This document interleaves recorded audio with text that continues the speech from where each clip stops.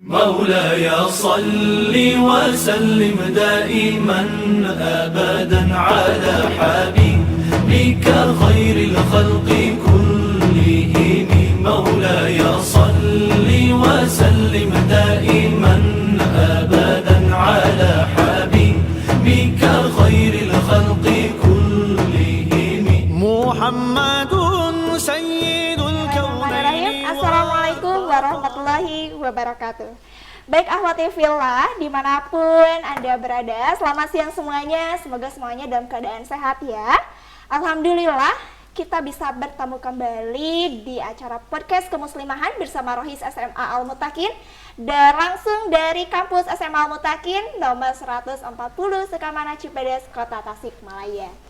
Ya, baik ahwati fillah, di sini saya tidak sendirian karena saya sudah ditemani oleh seorang ustazah yang cantik, juga merupakan salah satu staf pengajar di SMA Al-Mutakin. Mari kita langsung perkenalkan, ini dia Ibu Konita. Selamat siang, assalamualaikum Bu Konita. Waalaikumsalam Bu Elis. Iya, bagaimana kabarnya nih Bu Koni? Alhamdulillah sehat Bu Elis. Bu Elis sendiri gimana Bu Elis? Alhamdulillah. Ya, alhamdulillah kita bisa bertemu nih Bu Konita dalam podcast kemuslimahan. Dan kali ini ada topik apa nih yang akan kita bahas hari ini? Ya, terima kasih Bu Elis. Jadi insya Allah pada kesempatan kali ini kita akan membahas tentang personal branding kemuslimahan Bu Elis. Wah, gitu. menarik sekali, personal branding kemuslimahan. Iya. Iya, jadi mungkin akan memperkenalkan bagaimana sih muslimah yang sesungguhnya. Iya, jadi pandangan orang tentang muslimah itu harusnya seperti apa gitu. Nah, keren sekali. Mangga Bu Koni, silakan dijelaskan dulu mungkin sebenarnya personal branding kemuslimahan itu yang seperti apa? Iya, jadi sebelumnya kenapa ya? Jadi kenapa saya membahas tentang personal branding kemuslimahan ini sendiri, yaitu wanita ya. Wanita itu sebenarnya permasalahannya itu banyak sekali gitu. Betul. Jadi apalagi kan Rasulullah SAW juga pernah bersabda kalau misalnya fitnah terbesar di dunia itu adalah wanita ya Bu ya. Nah, jadi apalagi kalau misalnya kita lihat apalagi remaja ya. Jadi banyak SMA Al-Mutakin ini di usia yang remaja itu kalau misalnya muslimah atau wanita sendiri itu pasti lebihnya permasalahannya tuh tentang lawan jenis gitu Bu. Ya Bu ya. Apalagi di usianya ya Bu ya, kalau misalnya SMA. Jadi kadang mungkin lebih sering mungkin ada yang di PHP-in atau misalnya dibaperin atau misalnya bahkan mungkin apa ya, mesti sampai sakit hati atau seperti itu ya Bu ya. Nah, jadi sebenarnya dari permasalahan-permasalahan itu mungkin kembali lagi kepada diri sendiri. Jadi kepada diri sendiri mungkin ada peribahasa yang mengatakan kalau misalnya tidak akan bisa merubah seseorang kecuali kita sendiri yang berubah ya Bu ya. Nah, jadi konsep seperti ini pun sebenarnya sudah ada dalam Al-Qur'an loh Bu. Nah, jadi dalam Al-Qur'an sendiri itu dijelaskan dalam surat Al-Ahzab ayat 59. Jadi a'udzubillahi minasyaitonirrajim. Ya ayuhan nabiyyu qul li azwajika wa banatika wa nisa'il mu'minina yudnina 'alaihinna min jalabibihinna. Nah, dari sini jadi yudnina 'alaihinna min jalabibihinna. Jadi di situ menjelaskan kalau misalnya kita harus menutup aurat sesempurna mungkin gitu. Jadi sepanjang mungkin. Nah, kemudian lanjutan ayatnya itu adalah dzalika adna ayyurafna. Nah, jadi agar mereka bisa lebih diketahui apa maksudnya. Jadi itulah ciri khas muslimah gitu. Jadi muslimah sendiri itu adalah menutup auratnya gitu dengan jilbabnya sendiri itu. Kemudian ayat lanjutan ayatnya adalah fala yu'dzain itu agar tidak diganggu. Nah, ini intinya, poinnya. Jadi kenapa muslimah harus berjilbabnya dengan sempurna atau dengan rapi agar tidak diganggu. Nah, tadi dia kembali lagi ke permasalahan kalau misalnya tadi dengan lawan jenis misalnya kayak dibaperin atau misalnya di PHP-in atau apa gitu. Nah, itu tuh karena berarti kembali lagi kesalahan diri sendiri. Dari muslimahnya sendiri mungkin ya Bu. Ya sudahkah dia menjadi muslimah dengan cara menutup auratnya dengan baik gitu agar tidak diganggu itu tadi gitu. Nah, jadi misalnya kalau ada beranggapan itu ikhwannya yang jahat misalnya atau enggak karena gitu ya, usil. Nah, jadi tapi kembali diri kitanya sudah baik dulu belum, atau misalnya kitanya sudah misalnya kan kalau wanita memang harus jaga dirinya sendiri gitu ya Bu ya. Nah jadinya tuh kembali lagi ke diri kita sendiri, bahwa kalau misalnya ada masalah, kita sendiri yang harus introspeksi, ada nggak sih salahnya dari kita, jadi jangan menyalahkan dulu orang lain gitu Bu. Nah terus misalnya tadi yang Ibu tanyakan adalah maksud dari personal brandingnya ya. Personal branding. Nah jadi personal branding itu adalah bagaimana kita memperkenalkan. Nah jadi personal branding itu bagaimana kita memperkenalkan muslimah itu yang seperti apa sih seharusnya, atau nanti orang itu memandang muslimah itu dengan menilai seperti apa sih gitu, atau orang tuh menilai muslimah tuh kayak gimana sih gitu. Nah jadi itu, jadi kita sendiri kalau misalnya orang mau menilai kita, berarti kita harus yang memperkenalkannya kita harus seperti apa. Nah gitu Bu Elis. Jadi semacam ini loh aku seorang muslimah, Ya, dengan ya. seutuhnya bagaimana Ya. seorang muslimah. Ya kalau melihat dari Bu Konita tadi yang sudah disampaikan, ini nampaknya seorang muslimah itu seperti sebuah permen yang antara yang dibungkus dan tidak dibungkus mungkin Bu Konita Iya, ya. iya, begitu. Iya, dan hari ini Ahwatifillah Bu Konita akan menjelaskan bagaimana sebuah permen yang ketika dibungkus maka lalat pun tidak akan mendekati, begitu ya Iya, Bu? begitu, Iya. Masya Allah.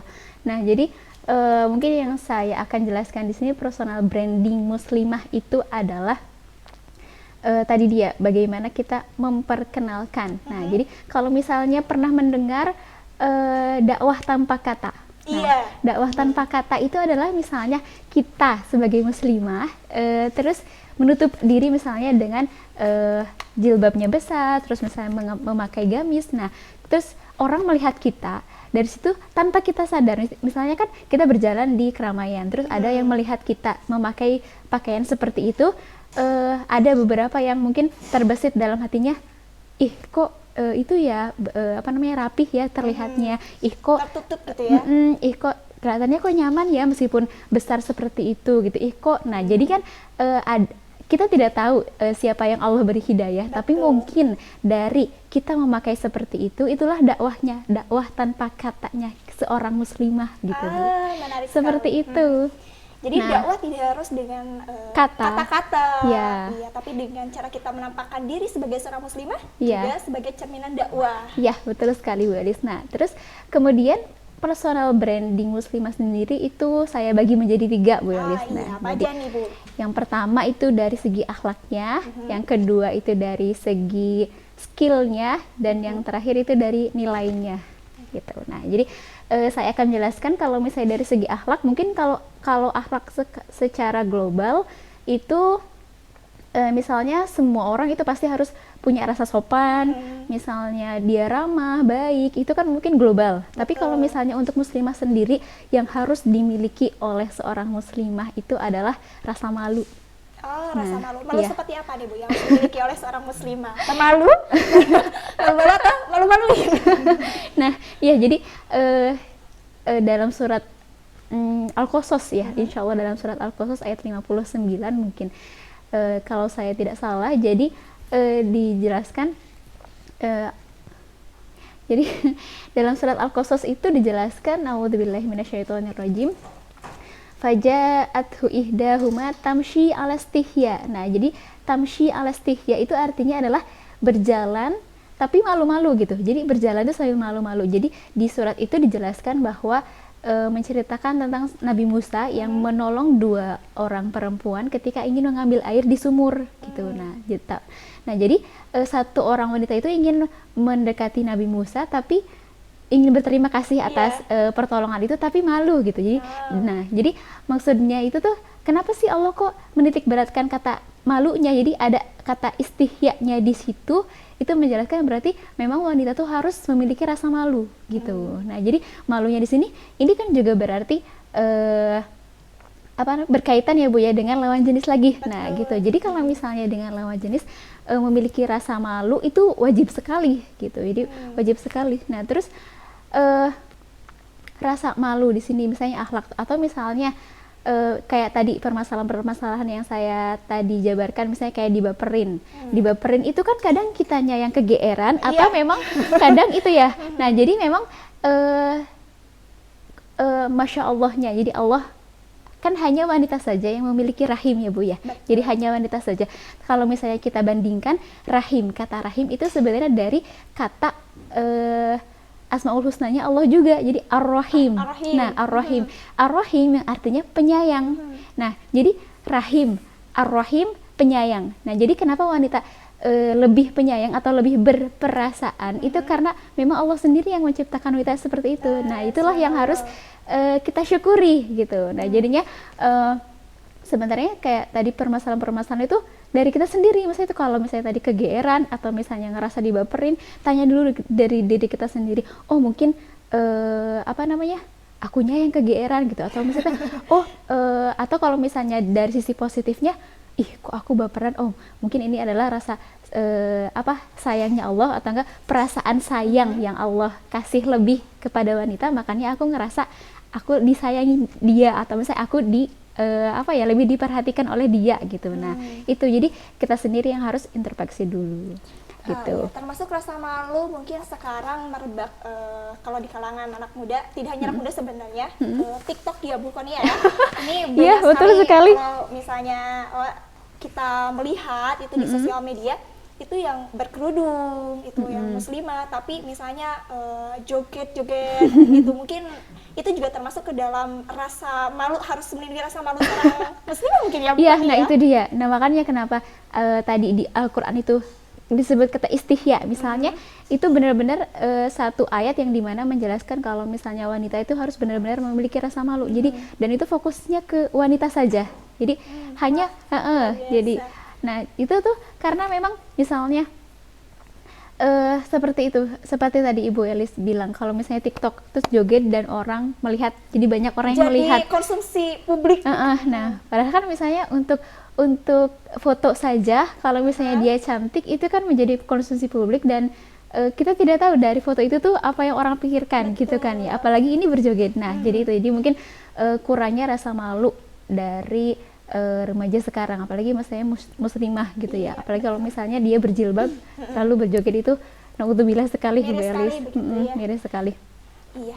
Untuk yang keduanya tadi ada skill. Oh iya, skill ya. Nah, jadi branding. Nah, personal branding kita memperkenalkan sebagai muslimah kita juga dengan skillnya kita gitu. Nah, skillnya itu kayak gimana sih, atau harus apa sih skill yang harus kita punya sebagai seorang muslimah? Nah, jadi kalau misalnya muslimah itu mungkin lebih ke, kalau wanita sendiri misalnya menjahit atau misalnya memasak.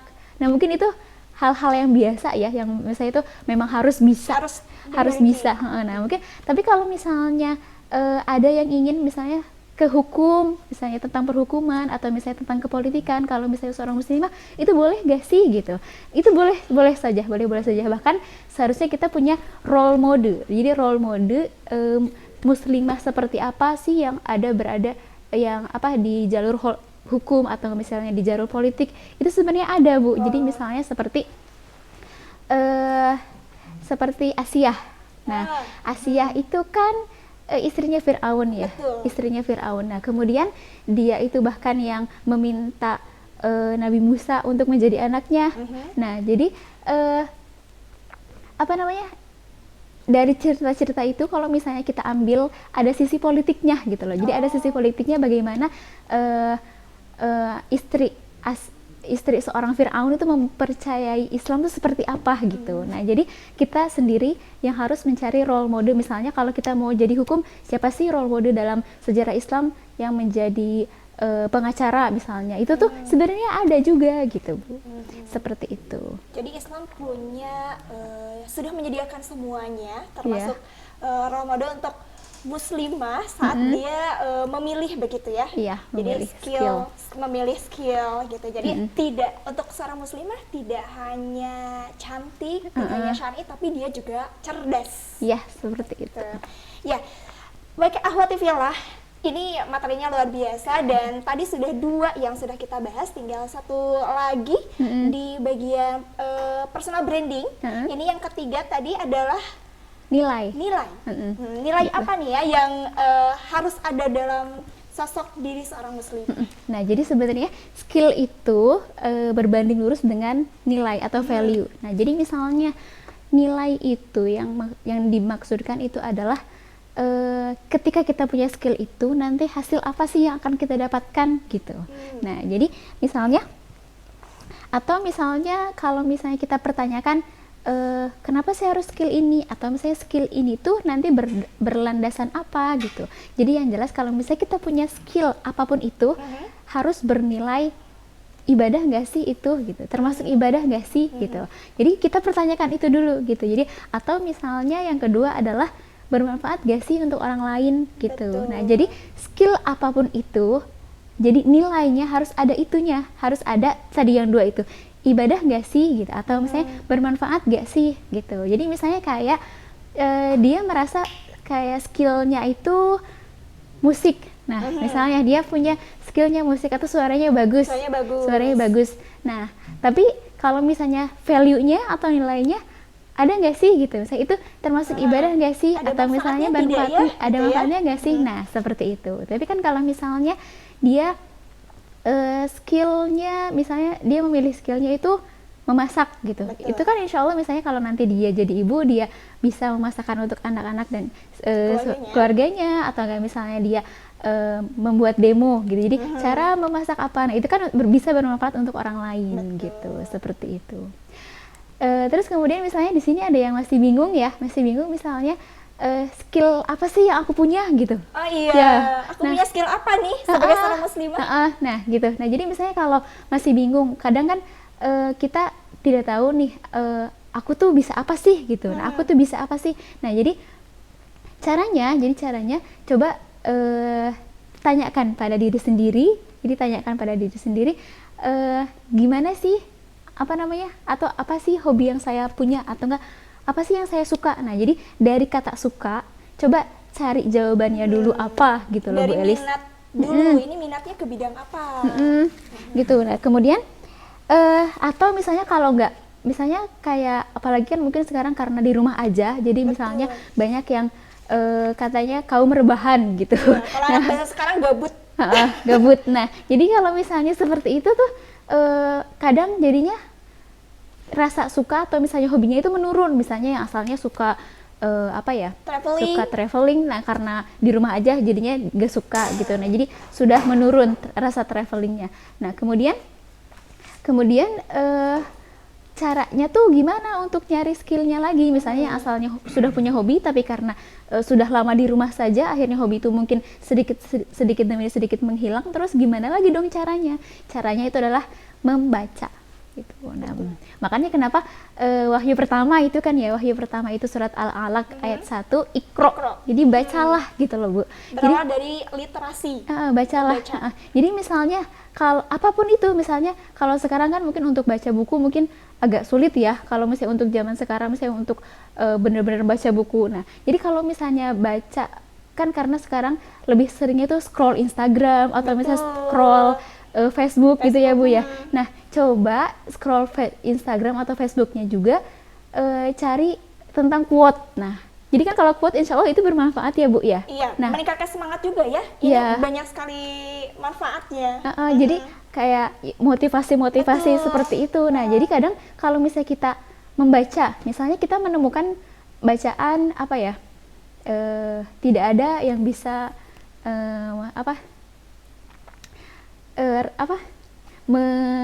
mengalahkan. Nah, jadi tidak ada yang bisa mengalahkan rasa masakan ibu saya, misalnya membaca seperti itu. Nah, kemudian dari membaca seperti itu pasti ada misal kalau dia itu ada skill di memasak, ada rasa ketertarikan memasak ya. Oh, jangan-jangan. Nah, jadi kayak gitu ya kan, Bu ya. Misalnya kalau kita nemu quote dan quote itu tuh kadang menyentuh di hati kita, kadang kita tuh tergerak ya kan, Bu ya. Nah, jadi seperti itu, makanya membaca dimanapun itu membaca dulu. Insya Allah nanti Allah yang akan kasih jalannya di mana kita menemukan skill kita. Gitu. Wah, gitu Bu Elis. Sebenarnya banyak cara untuk menemukan hobi kita, termasuk akhwati fillah di rumah. Jadi di rumah tidak hanya diisi dengan rebahan sebenarnya ya, Bu ya. Sudah beberapa bulan kita di rumah. Hampir 1 tahun. Hampir 1 tahun. Skill bisa dikembangkan ya, apalagi sekarang di rumah lebih banyak waktu, akhwati fillah bisa mencoba dengan misalnya memasak tadi seperti yang dikatakan Bu Konita, atau misalnya mencoba untuk mulai berkebun. Nah, sekarang sudah mulai viral ya, trending gitu. Jadi termasuk membaca tadi yang seperti dijelaskan, dari membaca itu akan muncul minat-minat yang lain, mungkin dengan menulis, begitu dan lain sebagainya. Keren banget Al-Fatihah ya. Jadi ada 3 poin yang disampaikan oleh Bu Konita hari ini tentang seorang brand muslimah, yaitu akhlak, skill, dan nilai. Nah, jadi sebagai penutup nih Bu, untuk menjadi muslimah ini biasanya aku mah masih belajar, nanti deh mau pakai hijabnya, nanti aja udah SMA, misalnya anak SMP udah SMA, waktu mau SMA, ntar deh waktu kuliah. Ini nih Bu, biasanya ditunda-tunda. Ini gimana nih dari Bu Konita? Kalau saya sendiri, namanya semua ya Bu ya, pembelajaran itu berawalnya itu dari rumah gitu. Nah jadi dari rumah, nah jadi berarti yang berkewajiban untuk memberitahunya itu adalah orang tuanya, misalnya yang berkewajiban sendiri. Nah misalnya kalau misalnya nanti mau pakai jilbabnya, berarti kan itu dari keluarganya sendiri belum ada rasa bahwa hal itu adalah wajib gitu. Bahkan kalau misalnya berkerudung atau berjilbab itu kan wajib ya Bu ya. Betul. Untuk muslimah. Nah jadi itu, jadi kalau menurut saya itu dari keluarga sendiri yang harus menjelaskan atau misalnya menyadarkan bahwa jilbab itu wajib. Nah misalnya tadi kayak akhlak ya Bu ya, akhlak, kemudian skill, kemudian nilai.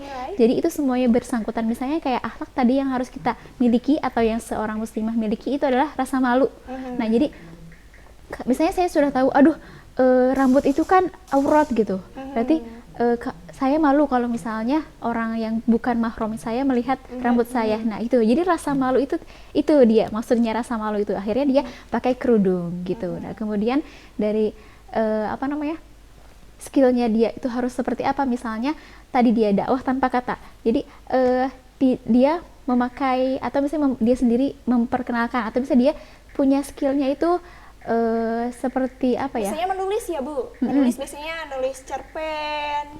Nah atau misalnya dia menulis bagaimana yang awalnya dia itu tidak memakai jilbab, hijrah, hijrah. Nah seperti itu. Jadi inspirasi bagi teman-teman yang lain. Kemudian itu kan langsung menjadi nilai gitu. Betul. Nilainya adalah menginspirasi teman-teman yang lain. Nah seperti itu. Nah jadi kalau misalnya 3 poin itu sudah kita temui atau misalnya sudah kita dapatkan, insya Allah kita akan menjadi sebaik-baik perhiasan dunia. Insya Allah. Jadi kan, jadi ad-dunya mata wa khairu mataiha al-mar'atu sholihah. Jadi dunia itu memang perhiasan, tapi sebaik-baiknya perhiasan dunia itu adalah wanita sholihah. Gitu, Bu Elis. Biasa sekali Bu Koni. Ya baik, akhwati fillah, semuanya proses hijrah itu atau belajar untuk menjadi lebih baik itu semuanya berproses, begitu Bu Konita ya. Betul. Jadi tidak bisa semudah seperti membalikan telapak tangan. Jangan pernah menyerah untuk terus berubah menjadi lebih baik. Bahkan seekor kupu-kupu yang cantik itu berawal dari seekor ulat yang menjijikkan. Ya, bagaimana Islam sudah mengangkat harkat dan derajat manusia menjadi, terutama seorang perempuan, seorang muslimah menjadi dalam derajat yang lebih tinggi. Maka saatnya kita generasi sekarang untuk bisa menjaga amanah yang telah diberikan oleh para nabi dan para sahabiah terdahulu. Begitu mungkin Bu Konita? Iya Bu Elis. Ada pesan untuk muslimah hebat hari ini Bu Konita?